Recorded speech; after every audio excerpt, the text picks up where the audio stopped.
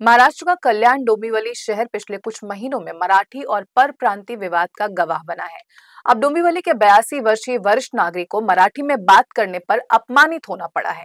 इतना ही नहीं, मुंबई में आयोजित एक पोस्ट प्रदर्शनी कार्यक्रम में 82 साल के रमेश विट्ठल पारेख को चेतावनी दी गई कि कहीं भी अगर वो इसकी शिकायत करते हैं तो इसके बावजूद स्टॉल पर मौजूद लोगों को इससे कोई फर्क नहीं पड़ता, जिसके चलते संबंधित जीपीओ डाक विभाग के अधिकारियों को पारेख ने लिखित शिकायत की। अब पारेख को इंतजार है कि राज्य सरकार इस संबंध में क्या कार्रवाई करती है। रमेश पारेख के अनुसार डाक विभाग द्वारा मुंबई के वर्ल्ड ट्रेड सेंटर में 22 से 25 फरवरी तक 4 दिनों के लिए महापिक्स 25 प्रदर्शनी का आयोजन किया गया। डोंबिवली के रहने वाले रमेश पारेख इस प्रदर्शनी में कुछ सामग्री खरीदना चाहते थे। फिर जब विंडो नंबर 32 पर मौजूद शख्स से बात करनी चाहिए तो वो शख्स हिंदी में बात कर रहा था और पारेख मराठी में बात कर रहे थे।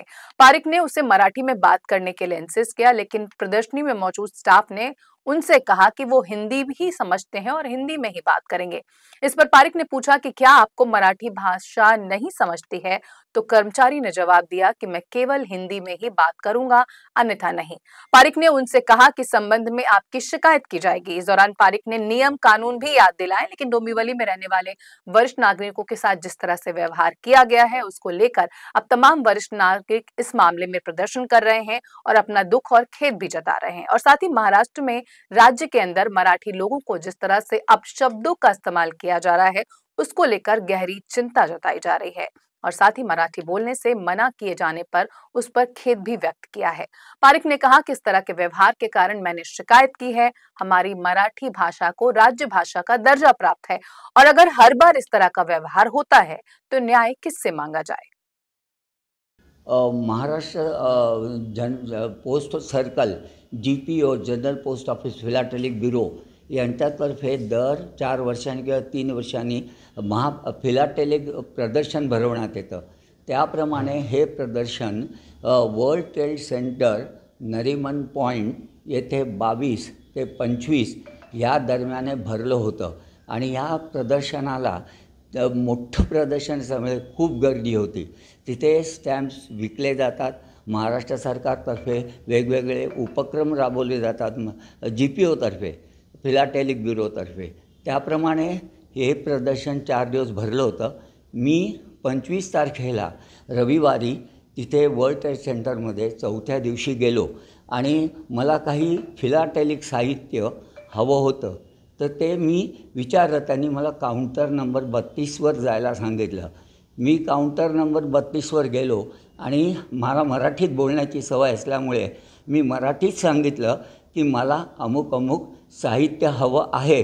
तर त्यावर त्या क्लार्कने मला सांगितलं हिंदी में बात करो।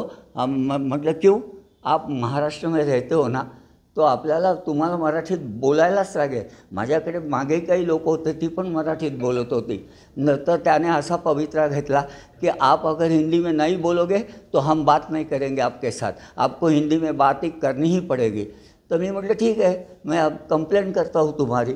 तर त्याच्या शेजारी दुसराही एक हिंदी भाषिक होता आणि तो मी म्हटलं कंप्लेंट करतो म्हणाल्यानंतर तो म्हणाला जाओ जाओ आणि असे हातवारे जाओ जाओ किधर भी कंप्लेंट करो असे हातवारे त्याने केले।